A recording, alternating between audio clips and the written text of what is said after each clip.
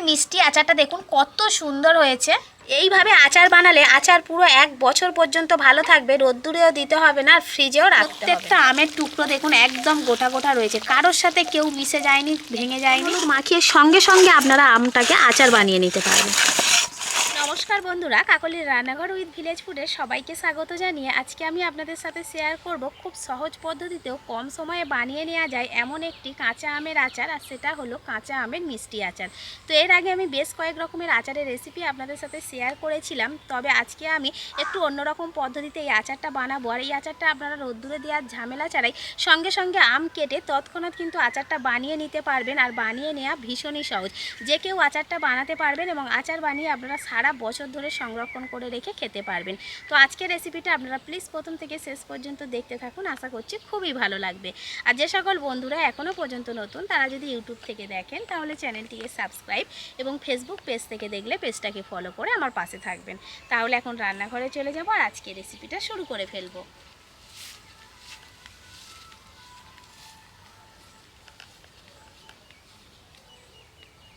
আজকে আচার বানাবো বলে আমি পুরো 1 কেজি ওজনের আম নিয়েছি। আমগুলোকে এখন ভালো করে জল দিয়ে ধুয়ে নেব।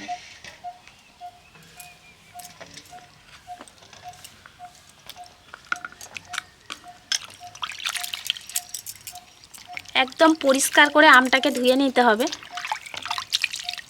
আমের সাইজ ছোট হোক কিংবা বড়, আমটা যেন পরিপক্ক হয়, অর্থাৎ আমের ভিতরে যে বীজটা থাকবে বীজটা যেন ভালোভাবে তৈরি হয়ে যায়।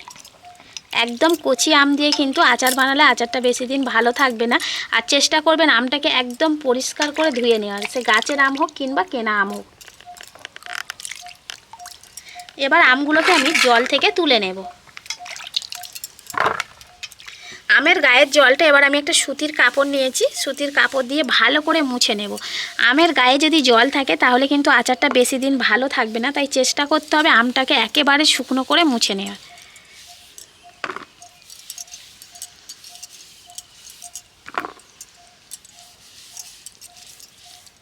এবার আমি আমগুলোকে কেটে নেব। তো আচার বানানোর জন্য আপনারা আমের খোসাটাকে ছাড়িয়ে আচার করতে পারেন, আবার খোসা সমেত কিন্তু আচার বানিয়ে নিতে পারেন, যেটা সহজ মনে হবে, যেটা নিজেদের পছন্দ সেই মতো করে নেবেন।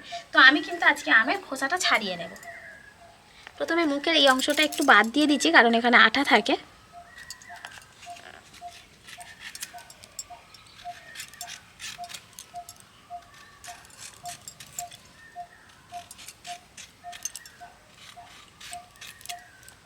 সবগুলো আমের খোসা ছাড়িয়ে নিয়েছি। এবার আচারের শেপে আমগুলোকে কেটে নেব। আপনারা যে কোনো রকমভাবে আমটা কাটতে পারেন, চৌকো শেপেও কাটতে পারেন, আবার লম্বা লম্বা করে কাটতে পারেন, যার যেমন পছন্দ। আমি কিন্তু লম্বা করে কেটে নেব। প্রথমে আমি মাঝখান থেকে দুটো ভাগে ভাগ করে নিচ্ছি। এই দেখুন, এই যে ভিতরের বীজটা কিন্তু একদম ভালোভাবে তৈরি হয়ে গেছে, অর্থাৎ এই মাঝখানটা একটু শক্ত হয়ে গেছে। বীজটাকে ফেলে দেওয়া যাবে, কিন্তু আমটা একদম ভালোভাবে পরিপক্ক হয়ে যাবে। তো এবার এটাকে আমি 3টে ভাগে ভাগ করে নিচ্ছি, লম্বা লম্বা করে কিন্তু কেটে নেব। তো এই আচারটা বানালে আচার সারা বছর ভালো থাকবে, এবং আচারটা যখন আমি তৈরি করব তখন একদম আমটা গলে যাবে না, একদম গোটা গোটা থাকবে।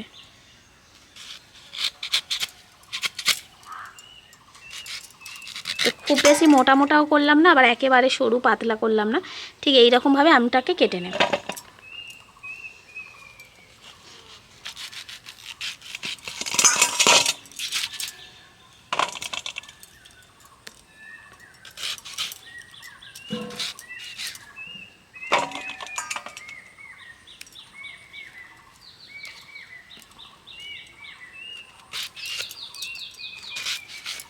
কাটার পর কিন্তু আমটাকে আর ধোবো না।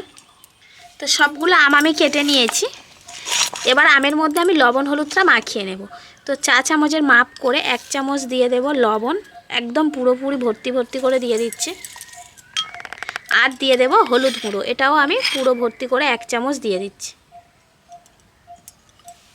এবার এই লবণ হলুদটা আমের গায়ে খুব ভালো করে মাখিয়ে নেব।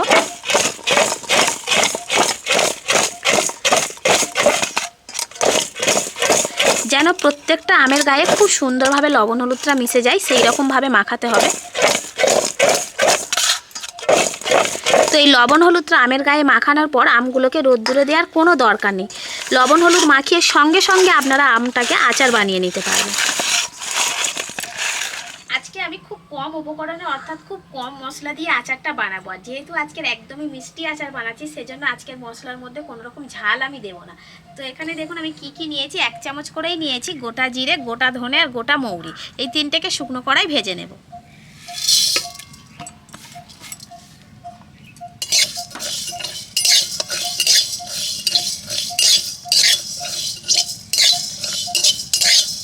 তো অন্যান্য দিন আচারে কি করে আমি গোলমরিচ দিই, শুকনো লঙ্কা দিই, তবে আজকে কিন্তু আমি লঙ্কা দিলাম না, একদমই মিষ্টি আচার হবে। তো মশলাটা আমি ভেজে নিয়েছি। দেখুন মশলা কিন্তু খুব বেশি কড়া করে একদম কালো করে ফেললে হবে না, কারণ মশলা তেতো হওয়া মানে আচার তেতো লাগবে খেতে। তো এরকম করেই ভেজে নিতে হবে। এবার আমি মশলাটা নামিয়ে নিচ্ছি। ওই একই কড়াইতে আমি দিয়ে দেব গুড়। এখানে আমি 700 গ্রাম আখের গুড় নিয়েছি। তো যেহেতু আমি 1 কেজি কাঁচা আম নিয়েছি, তার জন্য কিন্তু 700 গ্রাম আখের গুড়টাই একদম পারফেক্ট রয়েছে। তো আপনারা একটু কম বেশি করে নিতে পারেন, কোনো অসুবিধা নেই। এটা আমি কড়াইতে দিয়ে দিচ্ছি, কারণ এই গুড়টাকে আমি একটু গলিয়ে নেব।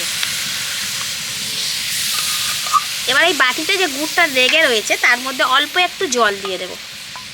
সামান্য একটু জল দিয়ে দিলাম, দিয়ে বাটিটাকে একটু ধুয়ে নেব, নিয়ে এই জলটাই আমি দিয়ে দেব। গুড়টাকে কেন আমি গলিয়ে নিচ্ছি আগে, সেটা আমি একটু পরে বলছি আপনাদেরকে।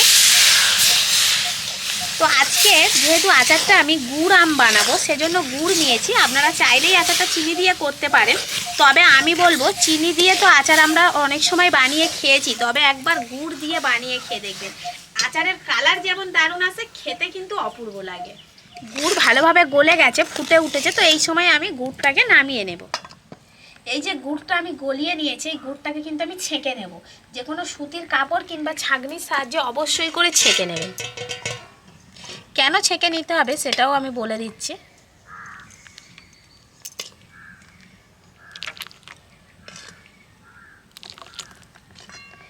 এই যে কিছুটা গুড় আমি ছাঁকলাম, এবার দেখাই দেখুন। যেহেতু আমি সাদা কাপড় নিয়েছি, তো খুবই ভালোভাবে বোঝা যাবে।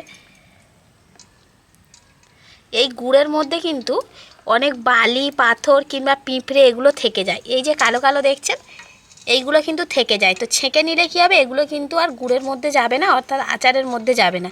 তখন আচারটা খাওয়ার সময় কিন্তু মুখের মধ্যে বালি পড়বে। তার জন্য অবশ্যই করে গুড়টাকে ছেঁকে নেবেন।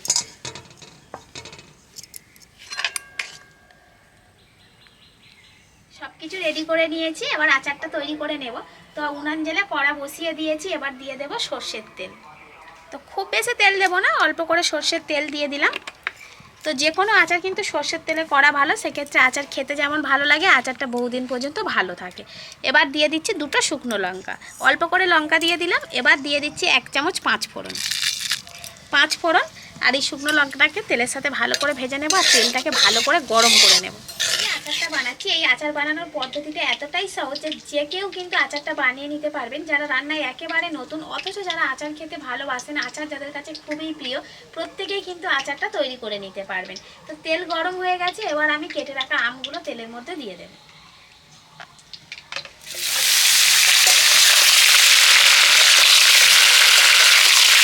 ভালো করে কিছুক্ষণ তেলের সাথে নেড়ে চেড়ে ভেজে নেব আমগুলোকে।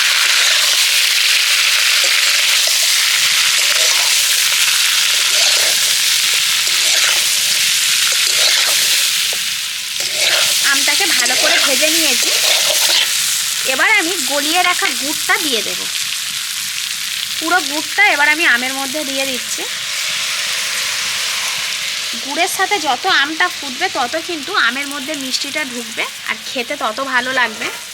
তো ভালো করে এই গুড়ের সাথে আমটাকে ফুটিয়ে নিতে হবে। তো এখানে আমি ঢাকা দেব না, এই রকম আলগাই থাকবে। তো আমটাকে গুড়ের সাথে ভালো করে ফোটাবো।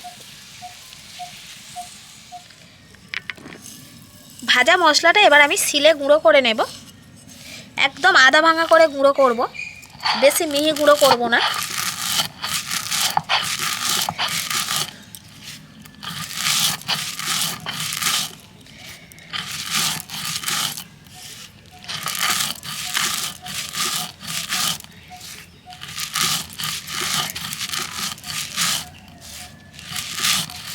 গুড়ের সাথে আমটা বেশ কিছুক্ষণ ফুটিয়ে নিয়েছি। দেখুন আমটা কিন্তু ভালোভাবে সেদ্ধ হয়ে গেছে। তো আম সেদ্ধ হয়ে যাওয়ার পরে কিন্তু গুঁড়ো মশলাটা দিতে হবে। আমটা যেহেতু সেদ্ধ হয়ে গেছে, এবার আমি ভেজে রাখা মশলাটা দিয়ে দেব, পুরোটাই দিয়ে দেব। কারণ মশলাটা দিয়েও কিন্তু কিছুক্ষণ আমটাকে ফুটিয়ে নিতে হবে। যত মশলাটা আমের মধ্যে ঢুকবে ততই আচারের স্বাদটা বাড়বে।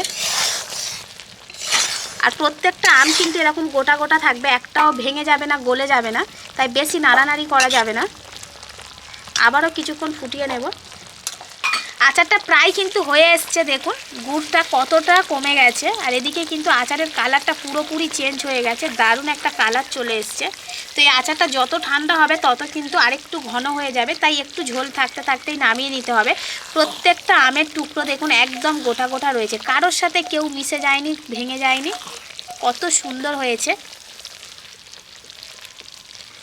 তো এবার আমি আচারটাকে নামিয়ে নেব। আচার আমি নামিয়ে নিয়েছি। এবার এখানে আমি 1 চামচ ভিনিগার দিয়ে দেবো। আর এই ভিনিগারটা দেওয়ার ফলে কিন্তু আচারটা সারা বছর ভালো থাকবে, রোদ্দুরেও দিতে হবে না আর ফ্রিজেও রাখতে হবে না। তো ভিনিগারটা দেওয়ার পরে আমি সুন্দর করে আবার একটু নেড়ে চেড়ে নিচ্ছি। আচারটাকে এবার আমি প্লেটে করে তুলে নেব, এতে করে খুব তাড়াতাড়ি আচারটা ঠান্ডা হয়ে যাবে।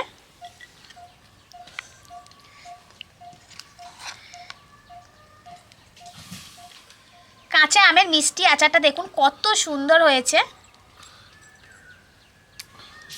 আচারটা ঠান্ডা হয়ে গেছে, এবার আমি একটা কাঁচের বয়ামে করে ভরে নেব। আর আচারটা আপনারা সবসময় চেষ্টা করবেন একটা কাঁচের বয়ামে করে ভরার।